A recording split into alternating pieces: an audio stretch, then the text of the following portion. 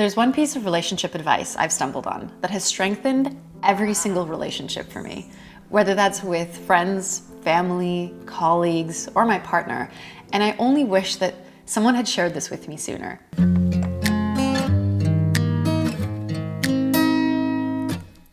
Let's take the romantic relationship as our example. When we first fall in love, everything feels so perfect and effortless. We give and receive so much attention and love, and we bask in that feeling of being deeply seen, valued, and cherished. But then as the novelty wears off and reality starts to set in, we realize that keeping a relationship strong takes a lot of effort. The philosopher Alain de Botton once said, "We know so much about how to fall in love and dangerously little about how to stay in it." So today we're going to chat about one piece of relationship advice that I just feel like I don't hear anyone talking about, but I think it has the potential to strengthen every single relationship. So grab your cup of tea and let's dive into it. At the heart of every human interaction is a deep-seated desire to connect. We yearn to be seen, heard, and understood. And so dozens of times throughout the day, we make what are called bids for connection. So a bid for connection is any conscious or subconscious way that one person is reaching out to another. It could be verbal, like saying, "Wow, look at that sunset," or nonverbal, like letting out a sigh, for example. Whether these bids are met with warmth or indifference by the other person is going to significantly influence the sense of safety and belonging that we feel in that relationship. And that's going to shape the strength of that relationship over time. And so this brings us to the work of Dr. John and Julie Gottman. These are two researchers and psychologists that have dedicated their careers to studying relationships. And they suggest that there are 3 ways that we can respond to a bid for connection. We can turn towards, turn away, or turn against. Let's explore each. Turning towards is engaging with and acknowledging the bid for connection. So if I were to say something like, "Oh, Robin, look at how beautiful those flowers are." Turning towards would be Robin saying, "Oh wow, they're beautiful. I really like the purple ones." If I were to sigh, and I might not even be conscious that I'm doing it, turning towards would be Robin saying, "Is everything okay?" So turning towards is the ideal way to respond. But now turning away is missing the bid, either not commenting or saying something like, That's nice, honey." Or if I were to sigh, maybe he doesn't hear it, or maybe he does hear it, but he feels busy and he chooses not to engage. Either way, the bid is being ignored, and that's turning away. Now, turning against is rejecting the bid. It usually means responding angrily or in a condemning way. So saying something like, "I've seen better." or saying something like, "What's wrong with you?" In one of his studies, Dr. Gottman observed a large group of newlywed couples, and he recorded the ways in which the couples interacted with each other.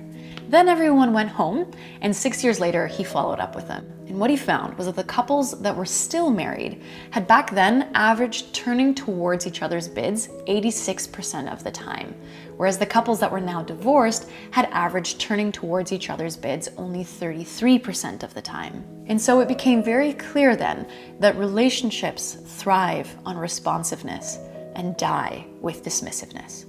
And so it makes sense, right? That when we turn towards, in these moments, we build trust and connection.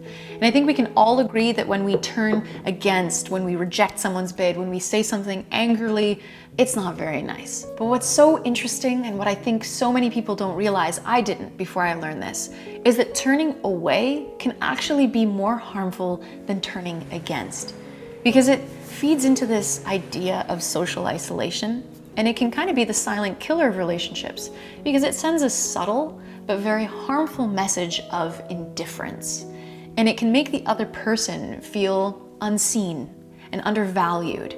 And I think more often, the reason we miss these opportunities to connect isn't because we don't care, but just because we're preoccupied or distracted. We just don't realize a bid is happening. And now that you've learned this, I think you're gonna start to see that bids for connection are everywhere. And so now what Robin and I try to do is just label it. Labeling goes a long way. So if either Robin or I feels that the other person is turning away or against, we'll just say, "Hey, I'm making a bid." And sometimes that can bring you out of whatever it is you're doing and realize, hey, this is my opportunity to connect with this person that I care about.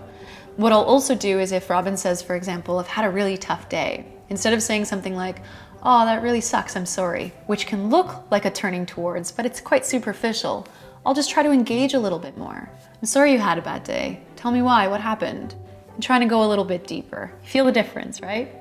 I think the other thing to recognize as well is that you might not always be able to just drop whatever you're doing and turn towards the other person, but it's also considered turning towards if you say, hey, I'm busy right now. Could I follow up with you on this in 2 minutes, in 20 minutes, tomorrow? You're still acknowledging that that person is making a bid for connection. And look, no one's going to be perfect at catching every bid that's thrown their way. But what I'm hoping to highlight is that the strongest relationships are those where the effort is at least consistently made. So try to master the art of those tiny moments, because I do think the secret to strong, healthy relationships isn't in grand gestures, but it's in these small, often overlooked ways that we can turn towards the people that we most care about. And now I'm curious to know if there's any relationship advice that you've learned that has really helped to strengthen your relationships. I will see you in the comments. I would love to learn more. Thanks so much for enjoying this cup of tea with me. I really appreciate it. Have an awesome week. Pickup Limes signing off. We'll see you in the next video. Oh wow, those are beautiful. Just like you. That's cute. I mean, those sad excuse for flowers that you got there? Whoa, drama queen much?